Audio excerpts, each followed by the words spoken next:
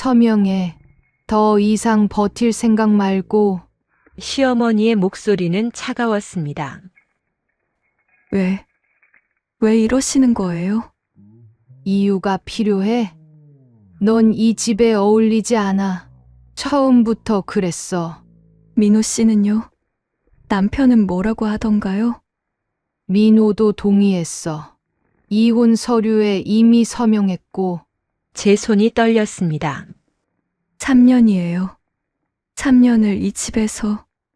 그래서 그게 뭐 대단한 거라도 돼? 빨리 서명하고 나가. 내가 가져갈 건 저 보따리 하나면 충분해. 본 영상은 실제 사연을 가상으로 표현한 작품입니다. 등장인물의 이름, 회사명 등은 가명임을 알려드립니다. 무료로 할 수 있는 구독과 좋아요를 눌러주시면 영상을 만드는데 힘이 됩니다. 시작하기 전에 어느 지역에서 듣고 계신지 댓글로 알려주시면 행운과 축복을 빌어드리겠습니다. 저는 시어머니 오미정의 차갑게 식은 눈빛을 마주했습니다.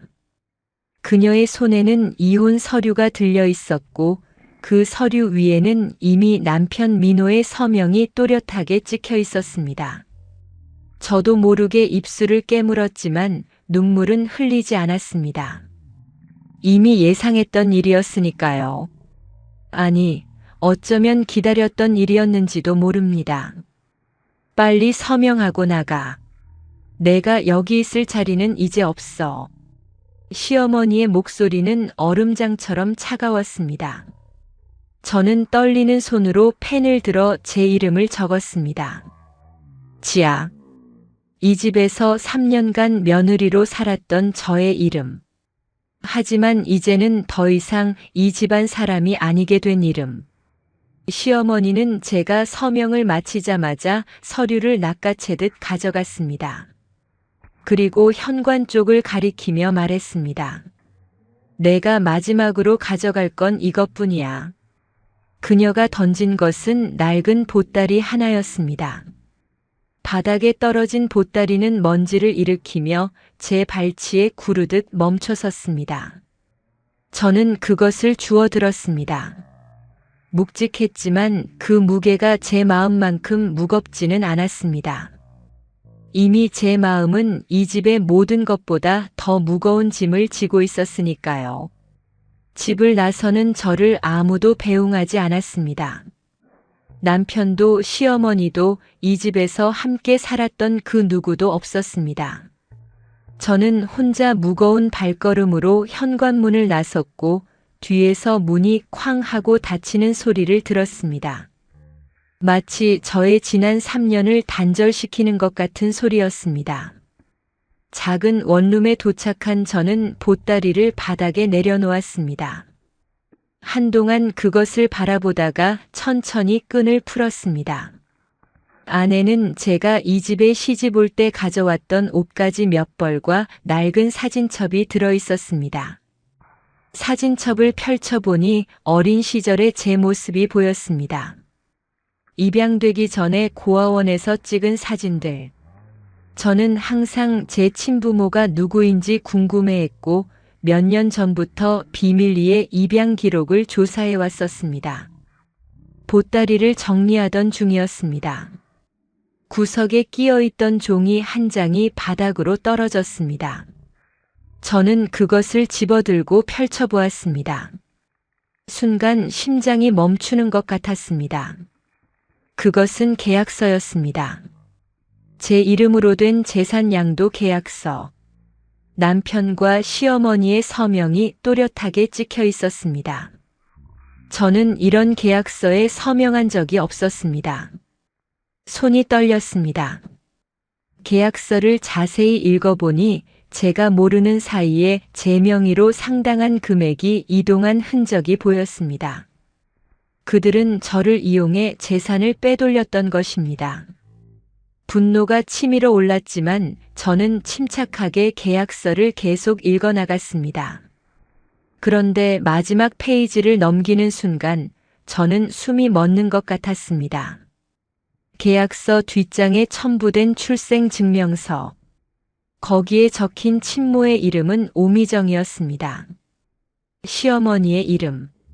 제가 그토록 찾아 헤매던 친모가 바로 저를 내쫓은 그 여자라는 것인가.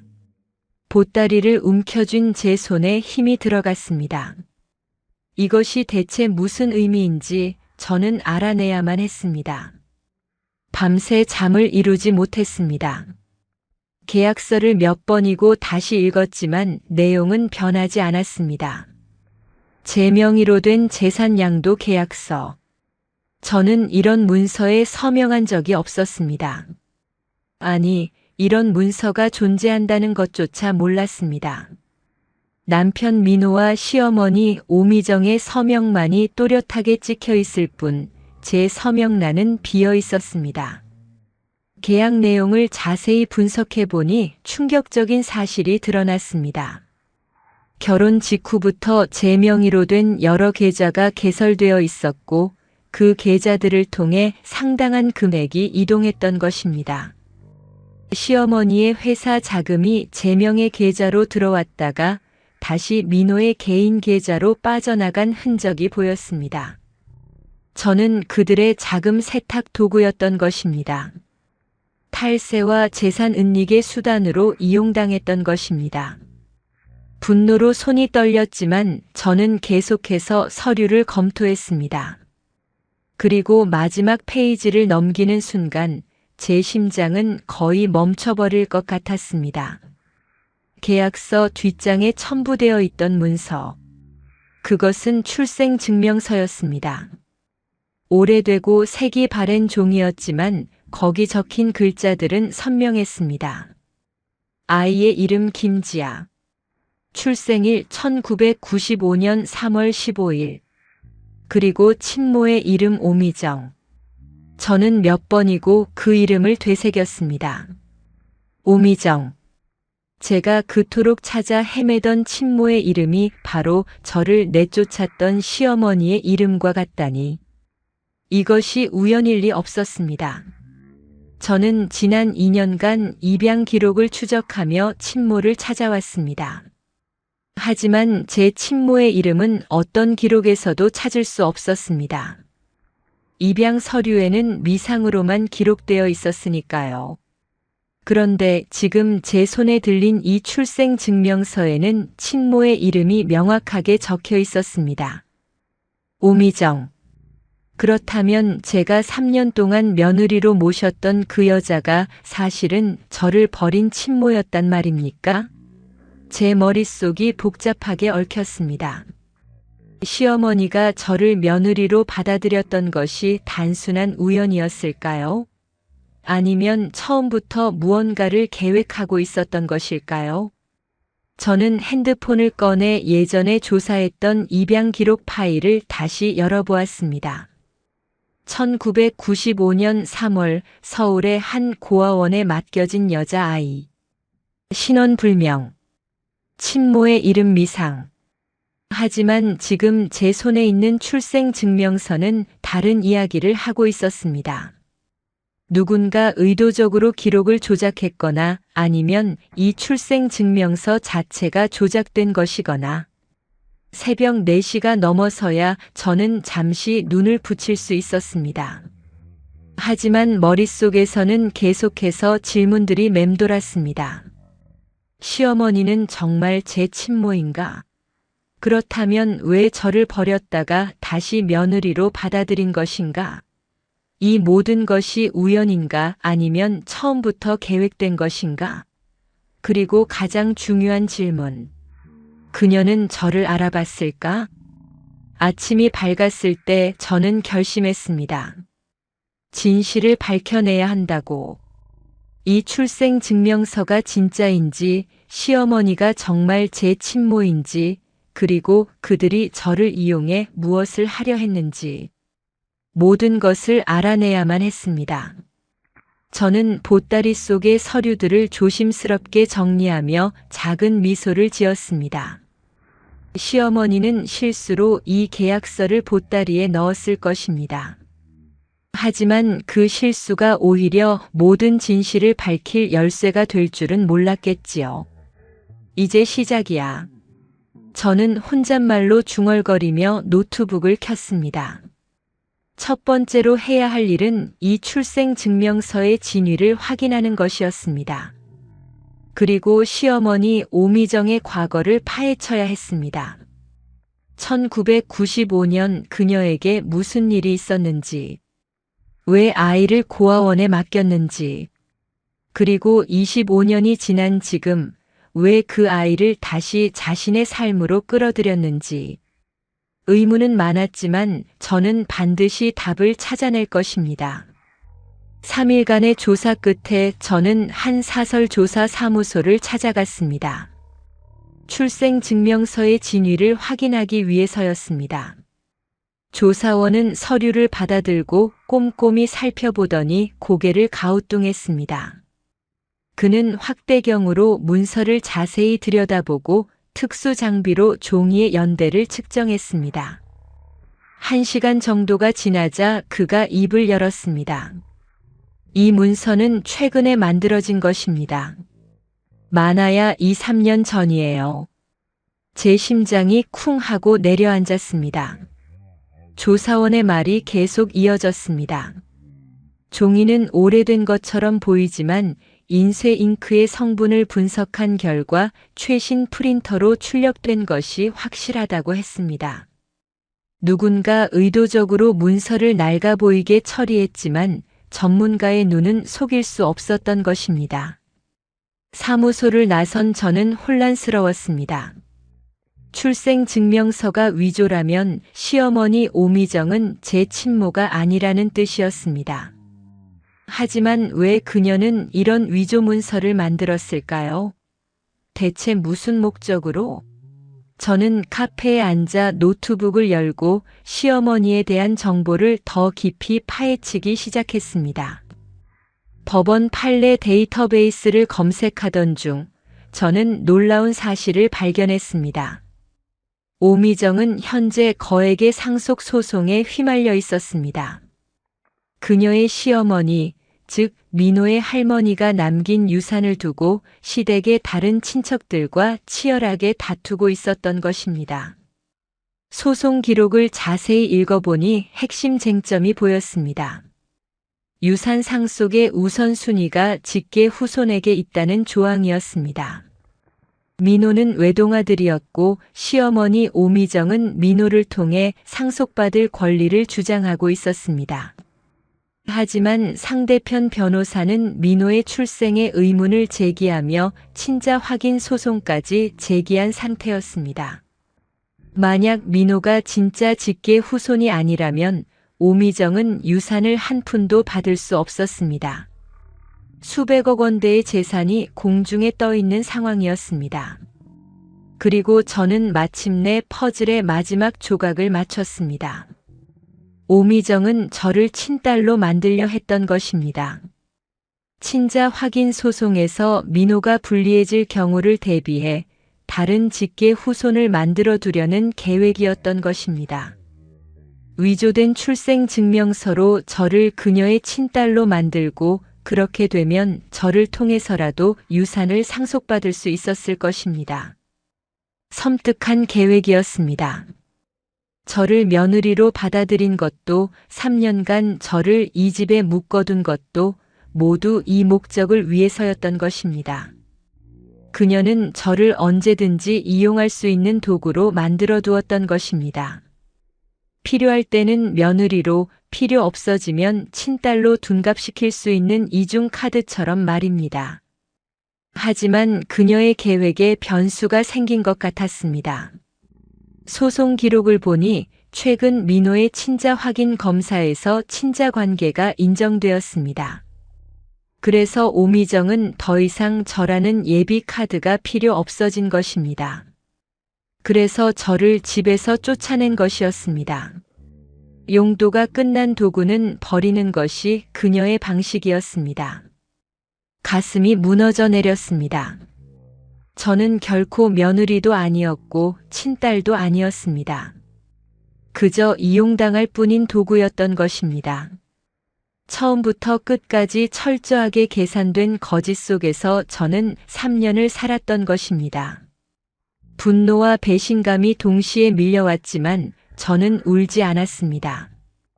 대신 차가운 미소를 지었습니다. 노트북 화면에는 오미정의 소송 기록과 재산 목록이 떠 있었습니다. 그리고 제 손에는 그녀가 실수로 보따리에 넣어준 계약서가 있었습니다. 위조된 출생증명서, 불법 자금 세탁의 증거, 탈세 흔적까지 모든 것이 제 손안에 있었습니다. 오미정은 저를 버리면서 결정적인 실수를 했습니다. 자신의 모든 범죄 증거를 저에게 넘겨준 것입니다. 이제 게임의 규칙이 바뀌었어요, 어머니. 저는 조용히 중얼거리며 파일을 저장했습니다. 복수는 차갑게 준비되어야 합니다. 그리고 저는 이제 완벽한 무기를 손에 넣었습니다. 오미정이 저를 도구로 사용했듯이 이제는 제가 그녀의 욕심을 무기로 사용할 차례였습니다. 보따리는 제게 굴욕을 안겨준 상징이었지만 이제는 복수의 시작점이 되었습니다.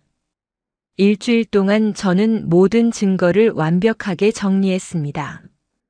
위조된 출생증명서, 불법 자금 세탁 계약서, 탈세 증거, 그리고 시어머니가 저를 도구로 이용하려 했던 상속 소송 관련 문서까지.